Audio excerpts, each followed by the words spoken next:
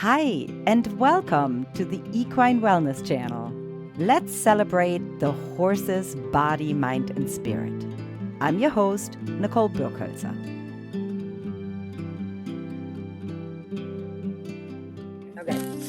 so let's talk about the case we worked on together because that was fun. Yeah.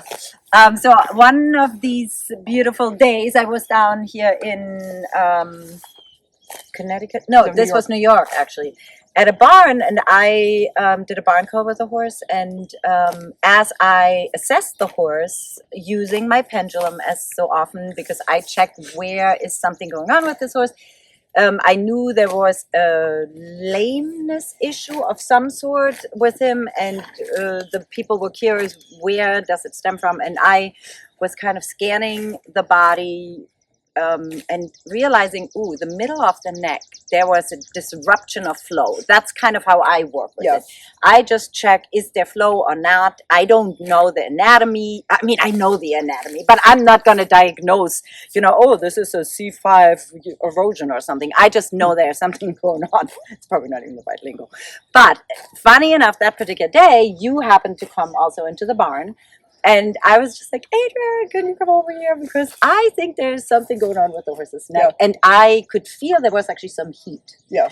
And I pointed out to you. And then you immediately went like, And, I don't remember, because you might remember, there was something. So that was actually one of my patients. And when you had found that area, I said, well, let me just assess it from a chiropractic standpoint and see. And there was actually a restriction where you were feeling that, where you were getting your information from, like there was an actual anatomical deviation going on there. So you ended up later coming back, right? Yep, and adjusting that. And adjusting him, which was great. I mean, and that's of course also when clients see that we really can work as a team and, collaborate to help identify certain things and different stuff. So, and then there was another interesting one actually with that particular horse. There was a situation where I could tell that his right hind was, I could tell that he could not, from the stifle, quite move forward and put his leg under him. And so I would have guessed, maybe this is a stifle thing, and maybe he needs a chiropractic adjustment. And then you came in and said, we can't even go to chiropractic at this point, right? Yeah. Because you discovered he had a like a knot, actually, like a fascial knot in his hip SI area that was like really painful. He had one on each side. Can you actually point? Because I thought it was amazing to see. So it was up here, like he had this between the spine and the tubercocci, which is this part of the hip here, this hip bone. In here, this whole muscle in here in that horse was like a knot about this big. This big, right? Yeah. And so which then obviously, right, if he can't, I mean, that all ties together. Yep. So sometimes people might go like, oh yeah, it's the stifle, because that's the motion that actually, it needs to be created to bring the leg forward, but the issue can be way higher up. And you had said chiropractic wouldn't work because he would be too tight.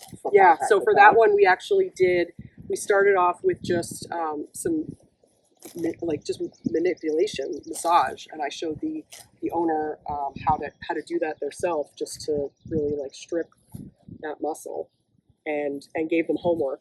And also have them stretch the hamstrings too, do a hamstring stretch to sort of just loosen all of that up.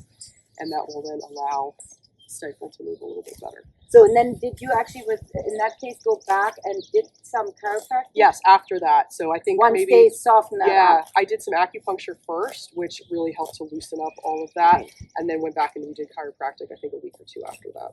Which is so cool. I mean, there again, right? So if you only did chiropractic, you couldn't even really have done that. But by being able to massage, acupuncture, and then the chiropractic, this horse ended up. And I remember even after that little session that we did, the horse was already so much better in the ring, and then ended up being even better. Yeah. Which is so fun when you can see right away the results, and you know that, oh my God, because at the end of the day, you know, when I see horses move and I see their faces like this or their tails going or not, I'm always like, oh my God, you're doing so much hard work, but you're not getting the relief from your own body. And that was one of those examples where like the relief that this horse felt was like immediate. Yeah. Right? Well, and horses are so honest in their body. Like, I think that's one of the things that you don't see in other species is that being a prey animal, they have such a highly tuned nervous system and they're very honest in their emotions. So if something hurts, they show it. Yeah.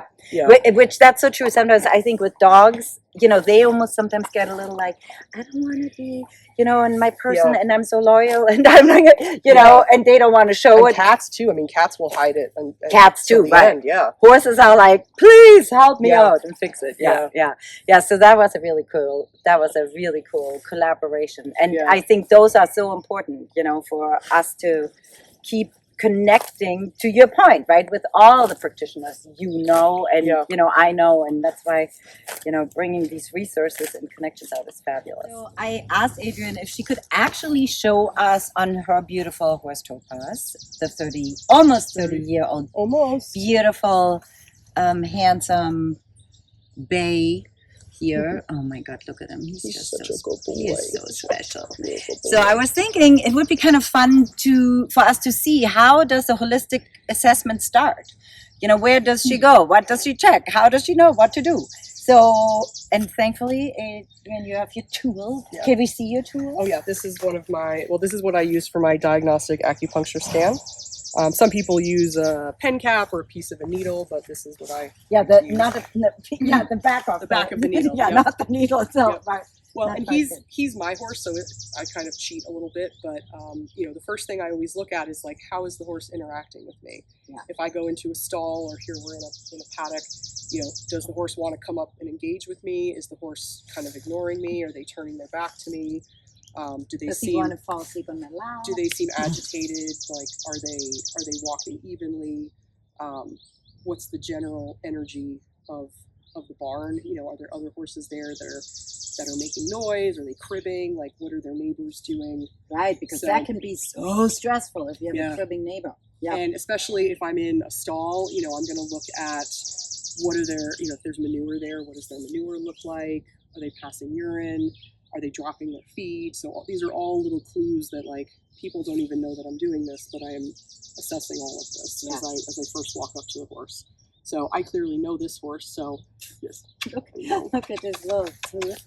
Like this, oh my God!